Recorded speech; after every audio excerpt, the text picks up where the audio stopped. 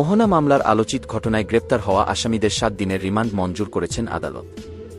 আজ দুপুরে কঠোর নিরাপত্তার মধ্য দিয়ে আসামিদের আদালতে হাজির করা হয়।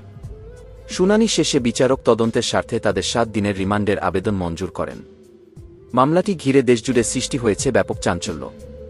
তদন্ত সংশ্লিষ্টরা বলছেন, ঘটনার পেছনের মূল পরিকল্পনা, কারা কারা জড়িত এবং পুরো নেটওয়ার্ক উদ্ঘাটনে রিমান্ড অত্যন্ত গুরুত্বপূর্ণ। জিজ্ঞাসাবাদের মাধ্যমে গুরুত্বপূর্ণ তথ্য পাওয়া যাবে বলে আশা করছে আইনশৃঙ্খলা রক্ষাকারী বাহিনী। এদিকে আদালত প্রাঙ্গণে ছিল কড়া নিরাপত্তা ব্যবস্থা। অপ্রীতিকর পরিস্থিতি এড়াতে অতিরিক্ত পুলিশ মোতায়েন করা হয়। আসামিদের মুখ থেকে আদালতে তোলা হয় যাতে কোনো বিশৃঙ্খলা না ঘটে। তদন্ত কর্মকর্তারা জানিয়েছেন, প্রাথমিক জিজ্ঞাসাবাদে কিছু গুরুত্বপূর্ণ তথ্য মিলেছে।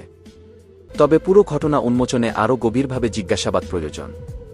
রিমান্ডে নিয়ে ঘটনার সঙ্গে জড়িত অন্যদেরও শনাক্ত করার চেষ্টা চালানো হবে। অন্যদিকে ভুক্তভোগী পরিবারের দাবি, দ্রুত ও নিরপেক্ষ তদন্তের মাধ্যমে দোষীদের সর্বোচ্চ শাস্তি নিশ্চিত করা হোক। তাদের ভাষ্য, এই ঘটনার সুষ্ঠু বিচার না হলে সমাজে ভুল বার্তা যাবে।